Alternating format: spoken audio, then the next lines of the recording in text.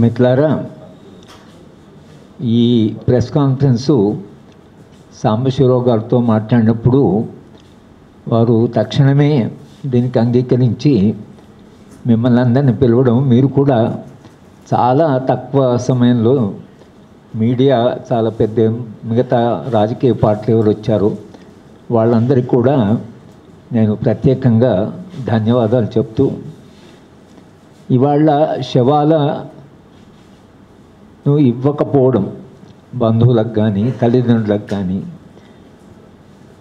ఇది ఏ ప్రమాణం మీద నిలుస్తుంది? అది నైతిక ప్రమాణం కాదు, రాజ్యాంగ ప్రమాణం కాదు, ప్రజాస్వామ్య ప్రమాణం కాదు, అంతర్జాతీయ ప్రమాణం కాదు.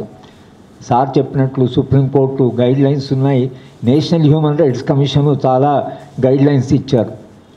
ఎట్లా శవాలని అసలు వాటిని ఎట్లా గౌరవించాలి?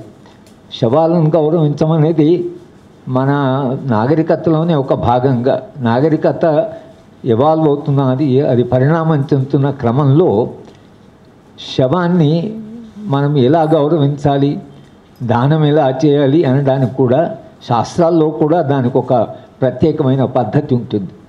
ఇది హిందూ ధర్మశాస్త్రం ప్రకారం కూడా, వాళ్ళు నమ్మే హిందుత్వ ప్రకారం కూడా ఇది నిలవదు. సార్ చెప్పినట్టు రామాయణం చదివితే రామాయణంలో రాముడు రావణ్ణి డెడ్ బాడీని ఎట్లా ట్రీట్ చేయాలి అనేటువంటిది ఆయన చెప్పడం ఏదైతుందో, పోనీ ఆ ప్రమాణం కానీ అంతర్జాతీయ ప్రమాణాలు కానీ సుప్రీంకోర్టు ఇంతకుముందు ఇచ్చిన గైడ్లైన్స్ కానీ ఎన్హెచ్ఆర్సీ గైడ్లైన్స్ కానీ ఏ ప్రమాణాలకి నిలవదు.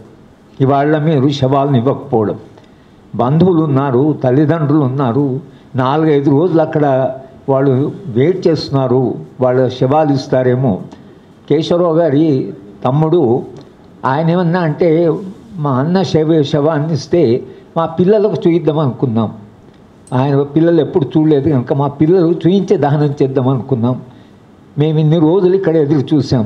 చివరికి ఆయన ఆగ్రహంగా ఆయన ఏమంటే, మేమెప్పుడు ఆయన భావజాలంతో మేము అంగీకరించలేదు, కానీ ఇవాళ మమ్మల్ని అందరినీ నక్సలైట్లని మమ్మల్ని ఇక్కడే ఎన్కౌంటర్ చేయండి అని కూడా అంత ఆగ్రహం దాకా తీసుకెళ్ళారు.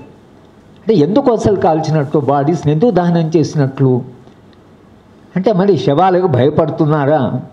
శవాలకు భయపడ్డ తర్వాత ఇక రాజ్యం ఎలా అవుతుంది? అది రాజ్యము దానికి ఉండే బలము, దానికి ఉండే వేలాది సంఖ్య లక్షలాది సంఖ్యలో ఉండే బలము, ఇంత ఆయుధాలు ఇంత పెట్టుకొని అక్కడ ఒక శవానికి మీరు భయపడి శవము కళ్ళు బయటకు వస్తే ప్రజలు స్పందిస్తారేమో, పెద్ద ప్రొసెషన్ జరుగుతుందేమో, లా అండ్ ఆర్డర్ ప్రాబ్లం వస్తుందేమో అనే రాజ్యము అది ఎట్లా అసలు పరిపాలించగలరు? రాజ్యానికి ఆ మాత్రము విశ్వాసం లేకపోతే తన మీద తనకు. శవం బయటకు వస్తే ప్రజలంతా స్పందిస్తారంటే వాళ్ళ భావజాలాన్ని కానీ వాళ్ళ త్యాగాన్ని కానీ బయట సమాజం అంగీకరిస్తుందనే కదా మీరు అంగీకరించింది. ఒకవేళ వాళ్ళు నిజంగానే దేశ శత్రువులు మీరు అన్నట్లుగా వాళ్ళు మొత్తంగా అభివృద్ధి వ్యతిరేకులు, వాళ్ళు కేవలం హింసనే నమ్ముకున్నారు అని మీరు ఒకవేళ అనుకుంటే ప్రజల్లో అంత స్పందన వస్తుందని మీరు ఎందుకు అనుకుంటున్నారు? అంటే ప్రజలంతా గౌరవిస్తున్నారని అనుకున్నప్పుడు, ప్రజలంతా స్పందిస్తారని అనుకున్నప్పుడు మరి ఆ ఉద్యమం పట్ల మీ అభిప్రాయం ఎలా ఉండాలి? ఆ ఉద్యమమే స్వయాన మేము శాంతి చర్చలకు సిద్ధంగా ఉన్నామన్నప్పుడు అది ఒక పెద్ద అవకాశం కదా, రాజ్యానికి అది ఒక పెద్ద అవకాశం కదా. గతంలో కాంగ్రెస్ పార్టీ ఈ ఉద్యమాన్ని, ఈ పోరాటాన్ని ఎట్లా అర్థం చేసుకోవాలనే చాలా ప్రయత్నాలు చేశారు. చాలాసార్లు సమావేశాలు పెట్టారు, సమావేశాలు పెట్టి చర్చించారు. అలాగే ప్లానింగ్ కమిషన్ ఒక కమిటీనే వేసింది. ఈ ఉద్యమం యొక్క మూలాలు ఏమిటి, ఈ ఉద్యమం ఎందుకున్నది. 2013లో సోనియా గాంధీ గారు ఓ మీటింగ్ పెట్టారు, మమ్మల్ని అందరూ కూడా పిలిచారు. ఈ ఆదివాసీ ప్రాంతాల్లో ఇంత అలజడి ఎందుకున్నది, దానికి ఏం చెయ్యాలి అని ఒక చర్చ. అంటే నిరంతరంగా ఒక చర్చ జరుగుతున్నది. అంటే ఉద్యమం అణచాలని ఒకవైపు, అలాగే ఉద్యమాన్ని అర్థం చేసుకోవాలని మరొక వైపు, ఇది నిరంతరంగా జరుగుతున్నది.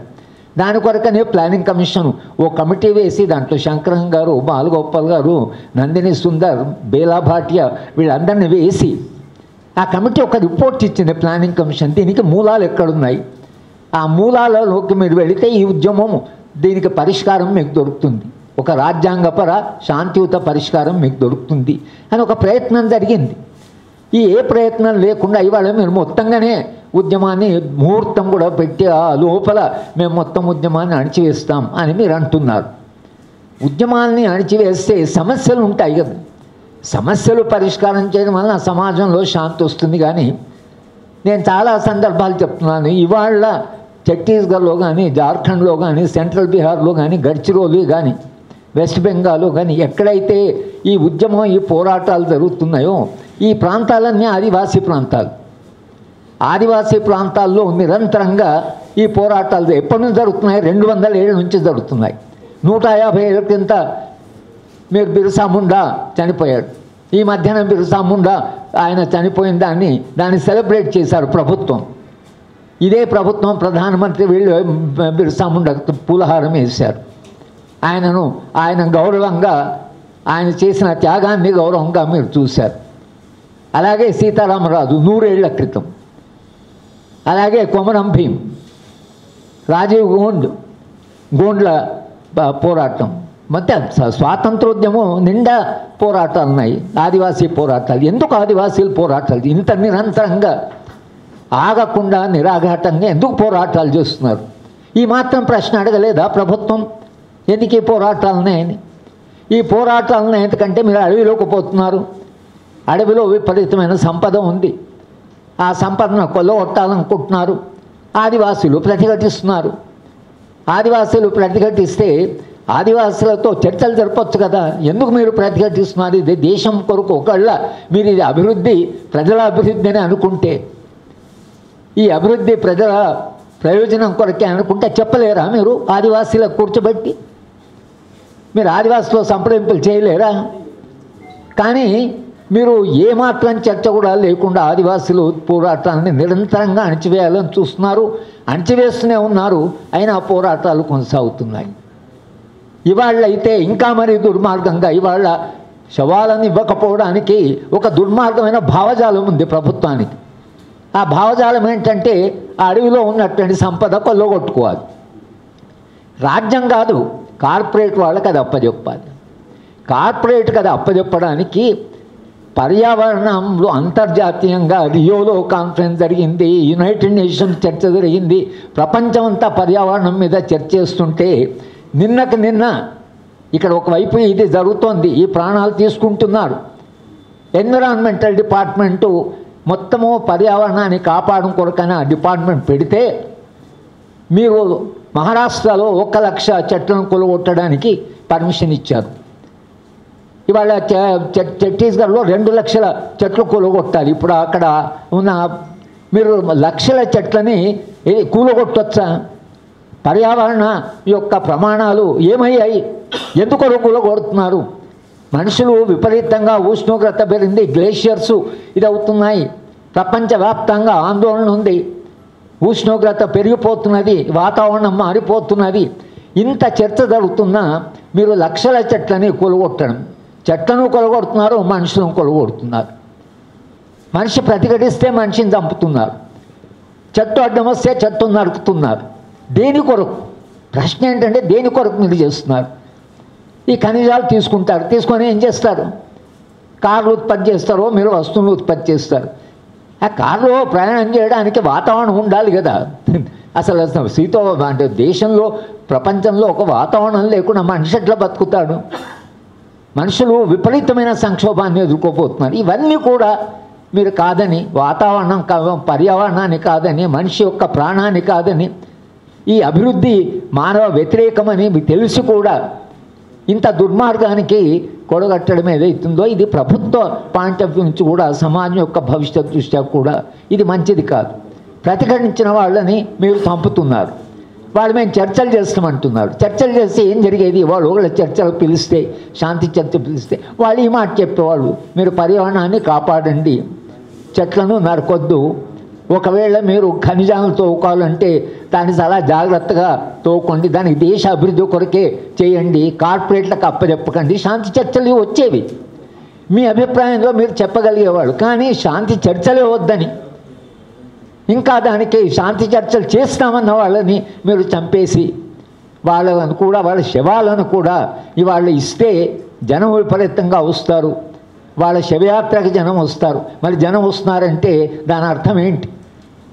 శవయాత్రకు జనం వస్తున్నారంటే దాని అర్థం జనంలో వాళ్ళ పట్ల ఏదో గౌరవం, ఎందుకు గౌరవం ఉంది అంటే వాళ్ళు చేస్తున్న పోరాటం ఏదో సమాజం కొరకు చేస్తున్నారని ఒక అవగాహన సమాజం లేకపోతే నిజానికి శవయాత్రకు వేలాది సంఖ్యలో జనం ఎందుకు కలుస్తారు?